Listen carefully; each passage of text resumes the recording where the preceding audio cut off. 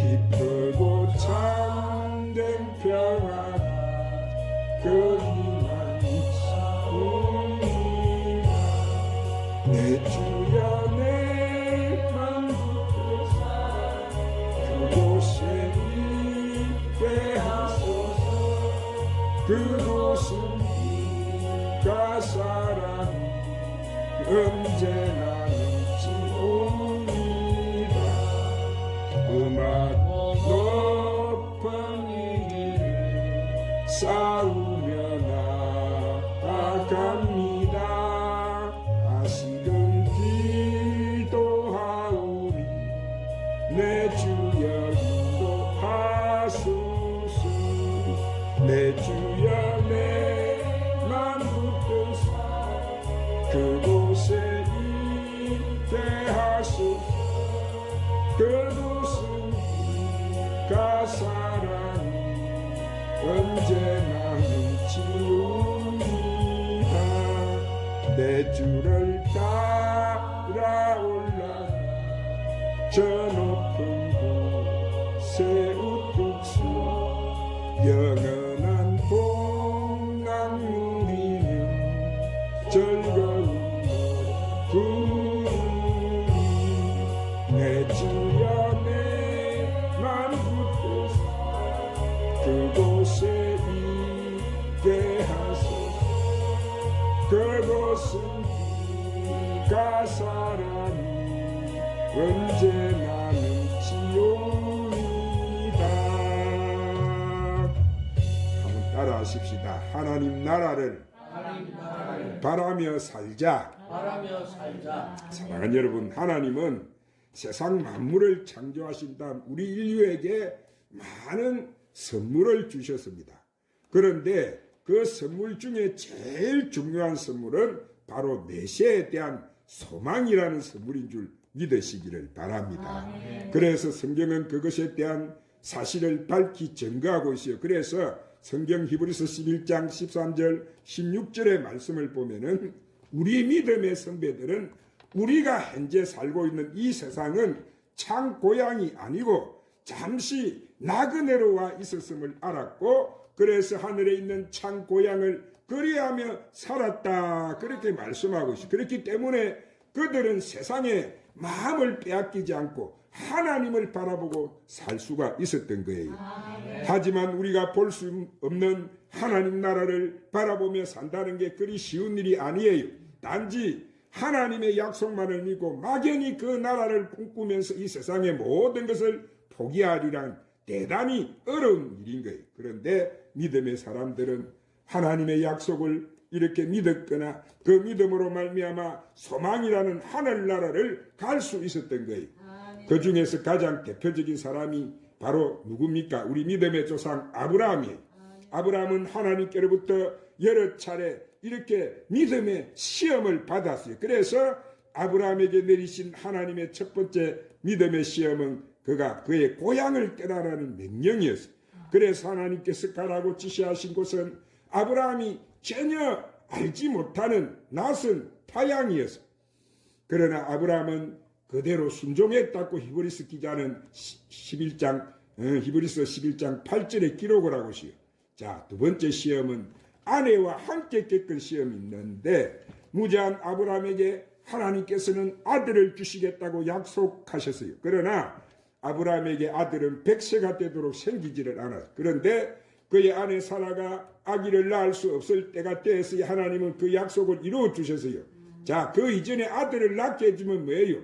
인간이 스스로 힘으로 낳았다고 할까 봐서 사라가 늙어서 아이를 낳을 수 없는 폐경이 된 다음에야 하나님은 아브라함에게 아들을 주셨던 거예요. 또 다른 시험이 있었지만 아브라함은 하나님을 철저히 믿음으로써 그런 시험들을 이겨내고 하나님께서 약속하신 것들을 성취할 수 있었던 것입니다. 그러나 정작 하나님께서 보여주시고자 한 것은 여러분 그러한 땅에서 일들이 아니었어요. 아브라함에게 하나님은 신실하신 분이시고 하나님의 말씀은 틀림없이 이루어진다는 것을 체험케 함으로써 하늘나라를 믿고 받아들이게 하려는 것이었습니다. 왜냐하면 이 땅에서 아무리 이렇게 자식을 많이 낳고 풍족한 인생을 산다 할지라도 그 모든 것은 여러분 일순간에 다 지나가고 말기 때문이 고대강실 좋은 집에 문전옥답 잠깐 동안의 인생이 끝나면 아무 그것들은 다 소용이 없는 것들이 그렇기 때문에 이 세상은 잠시 나그네로 머물다 가는 곳이지 우리가 지금은 영원한 그것이 인간의 영원한 고향이 아니라는 것을 말씀해 주고 있는 거예요. 그래서 우리가 새 찬송가 508장의 1절을 보면은 우리가 지금은 나그네 되어도 화려한 천국에 머자나 가리니 이 세상 있을 때 주 예수 위하여 우리가 힘쓰리라세. 할렐루야. 그리고 찬송가 491장 1절에 보면은 또 뭐요? 잠시 세상에 내가 살면서 항상 찬송 부르다가 날이 저물어 오라 하시는 영광 중에 나가리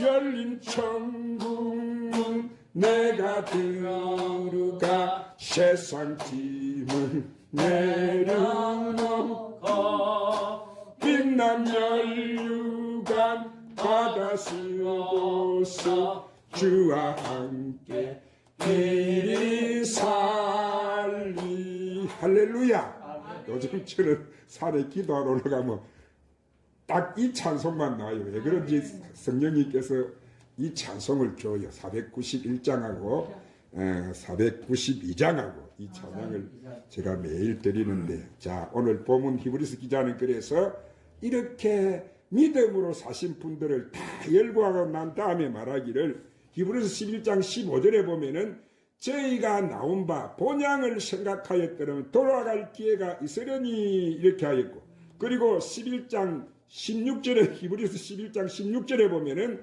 저희가 이제는 더 나은 본향을 사모하니 곧 하늘에 있는 것이라. 그러므로 하나님이 저희 하나님이라 일컬음을 받으심을 부끄러워하지 아니하시고 저희를 위하여 한 성을 예비하셨느니라. 이곳이 바로 우리가 가야 될 최종 목적지인 거예요. 그러므로 사랑하는 여러분, 우리는 하나님과 이 하나님 나라에 대한 소망을 가지고 살아야 우리가 말씀을 지키며 살 수 있다는 사실을 믿으시기를 바랍니다. 그러나 우리가 이 세상에 이렇게 미련을 두게 되면은 여러분 죄를 안 지을 수가 없는 거예요. 그러므로 우리가 믿음을 갖게 된 것은 얼마나 이것이 큰 은혜입니까? 그런데 우리가 이 믿음을 가진 자에게 주시는 하나님의 크신 은총을 믿지 못하거나 우리가 이것을 거부하게 되면은 어떻게 됩니까? 하나님과 우리 관계는 깨져버리고 마는 거예요. 하나님께서 우리에게 주시는 것 중에 가장 귀한 것이 바로 하늘나라, 그 새하늘과 새 땅, 새 예루살렘인 줄 믿으시기를 바랍니다. 이 나라가 얼마나 좋은 나라입니까, 여러분? 그렇기 때문에 거기에서 우리는 영원히 우리 주님과 함께 우리는 마음의 살 자들이라고 성경은 말씀해 주고 있어요. 왕노릇하며 주님과 함께 영원히 그 나라에서 우리는 왕노릇하며 살 자라고 여러분 그렇게 말씀하세요. 그러므로 우리가 그 하나님 나라를 소유하기 위해서는 세상 일에 정신 팔려 있으면 안 되는 거예요. 그럼 우리가 그 하나님을 바라고 살기 위해서는 어떻게 해야 할까요? 자, 첫 번째, 세상 일에 관심보다는 먼저 우리는 하나님께 관심을 두고 살아야 되는 거예요. 한번 따라합시다. 세상 일에 관심보다는 먼저 하나님 나라에 관심을 두고 살아야 합니다.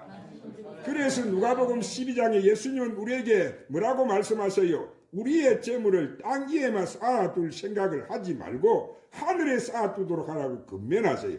왜냐하면 우리의 재물이 있는 그곳에 우리 마음과 생각이 있기 때문이라는 거예요.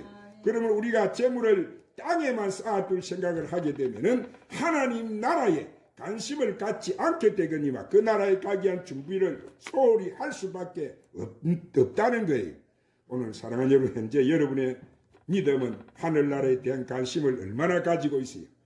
오늘 우리 그리스도인들의 모습을 보면은 하나님 나라에 대한 믿음의 행위가 여러분 별로 없어요. 그래서 하나님께서 이 하나님의 계시를 받은 이사야 선지자가 이 시대 우리에게 지금 선포하기를 헛된 재물을 바치지 마라, 헛된 기도를 하지 말아라 하시면서 몸을 깨끗이 씻고 바른 일을 배워 행하라, 우리를 지금 다 이러고 계시는 거예요. 결국 예수님 믿는다고 하면서 오늘 또 하늘보다 땅에다 관심을 갖게 되면은 하나님께 우리가 어떤 사람이 되어 헛된 재물을 바치게 되는 것이고 헛된 기도를 할 수밖에 없다는 말씀인 거예요. 이처럼 하나님과 하나님 나라에 대한 믿음이 굳건하지 못하면 하나님의 말씀대로 살 생각을 하지 않고 오늘 또 자기 고집대로만 살려고 하는 거예요. 그러나 우리의 믿음의 조상 아브라함은 뭐요? 하나님을 전적으로 의지하며 살았다. 오늘 여러분 이 마지막 시대 여러분도 전적으로 하나님만 의지하고 사시기를 바랍니다. 하지만 아브라함도 여러분 그렇게 살다가도 몇 번의 실수가 있었어요.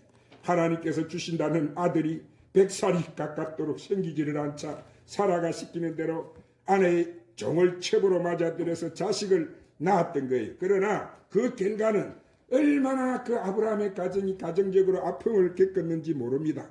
지금도 여러분 보세요. 이 세상에 지금 서로 아파하고 고통하는 이유가 바로 거기에 있었던 거예요. 또한 가뭄을 피해서 애굽으로 내려갔을 때도 아브라함은 어처구니 없는 실수를 하게 되는데 자기 아내를 자기가 살기 위해서 누이라고 속였어요.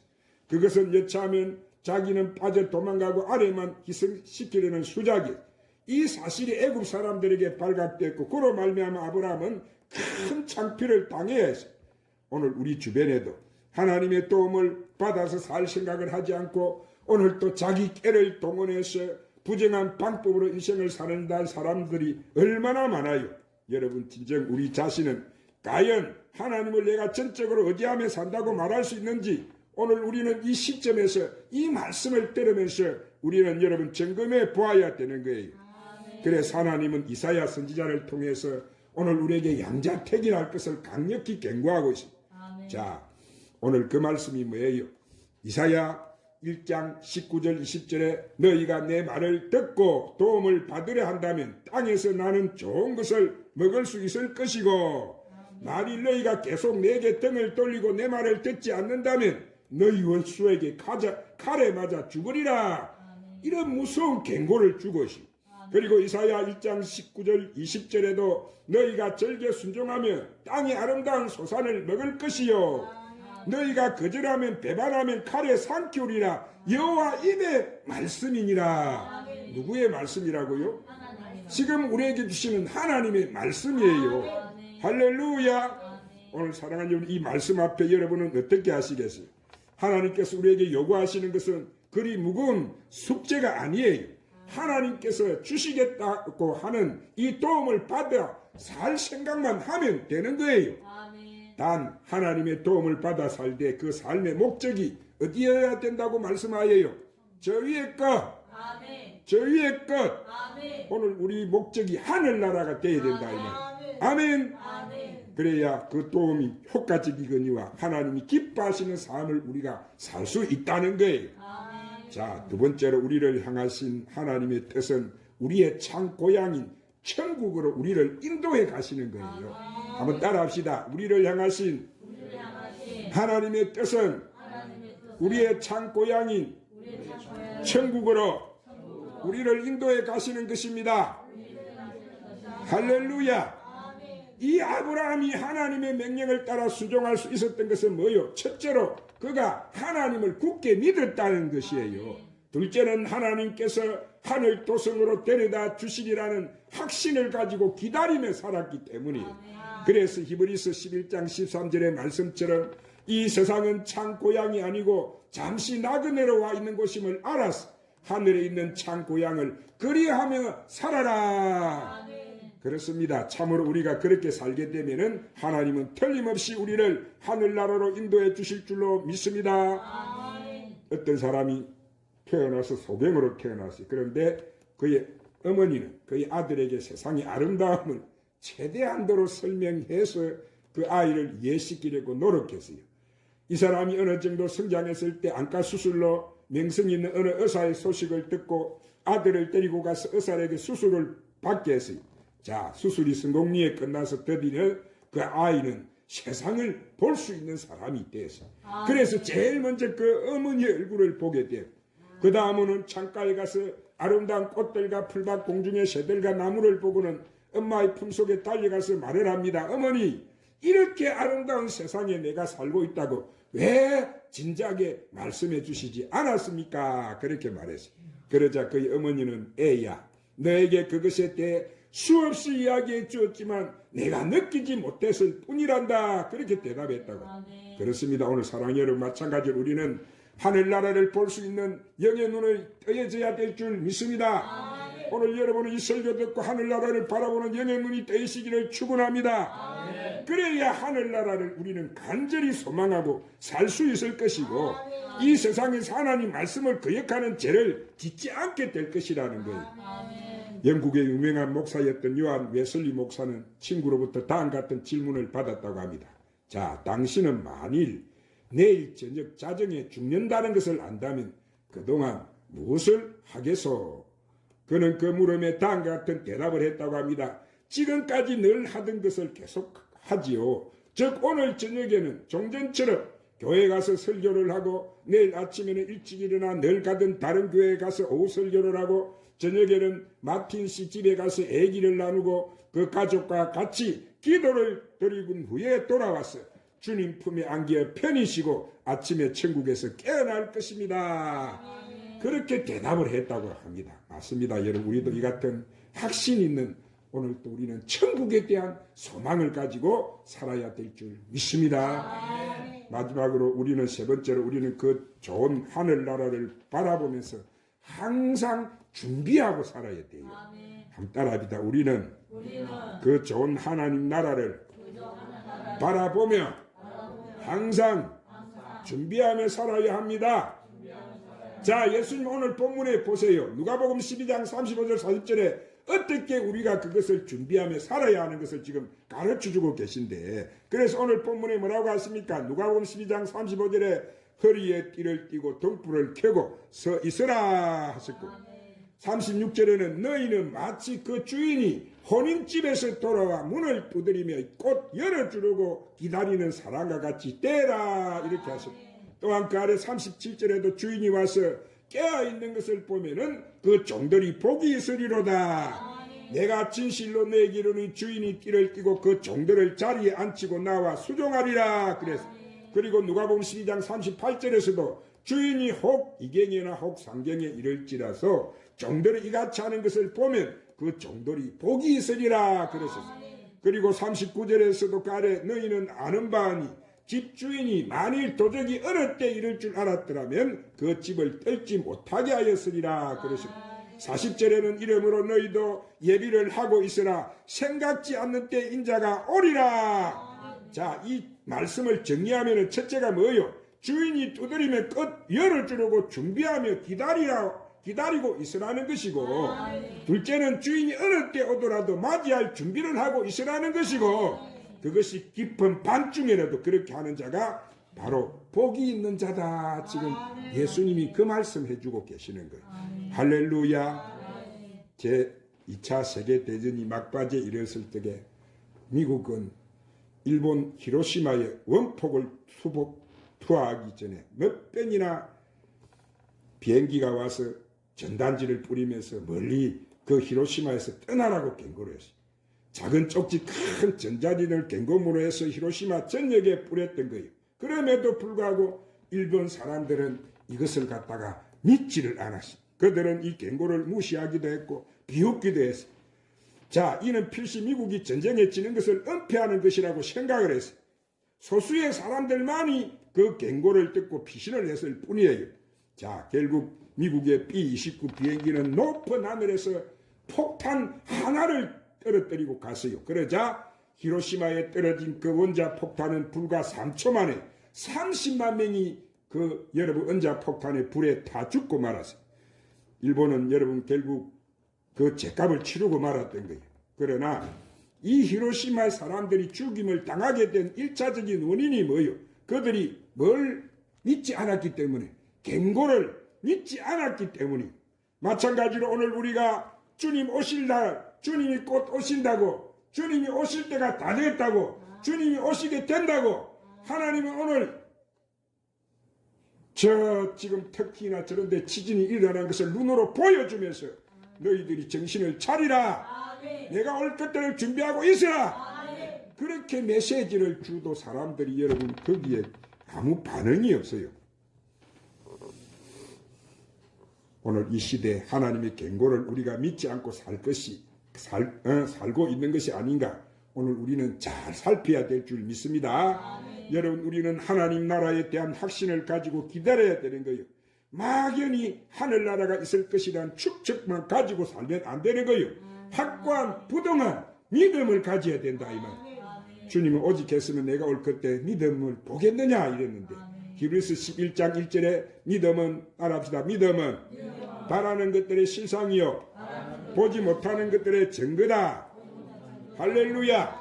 그리고 우리는 하나님 나라에 들어가려는 준비를 하고 살아야 되는데, 그래서 그러기 위해서는 우리는 먼저 뭐를 해야 되느냐? 과거 청산이 있어야 되는 거예요. 우리는 과거를 청산을 잘해야 될 줄 믿습니다. 그래서 이사야 1장 16절에 보니까 너희는 스스로 씻으며 스스로 깨끗하게 해서 내 목전에서 너희 악업을 버리며 악행을 거치라. 먼저 우리 죄 문제를 우선 해결하라는 거예요. 그래서 이사야 1장 18절에 보면은 여호와의 말씀하시되 오라 우리가 서로 변론하자. 너희 죄가 종 같을지라도 눈과 같이 희게 될 것이고 진홍같이 붉을지라도 양털같이 되리라.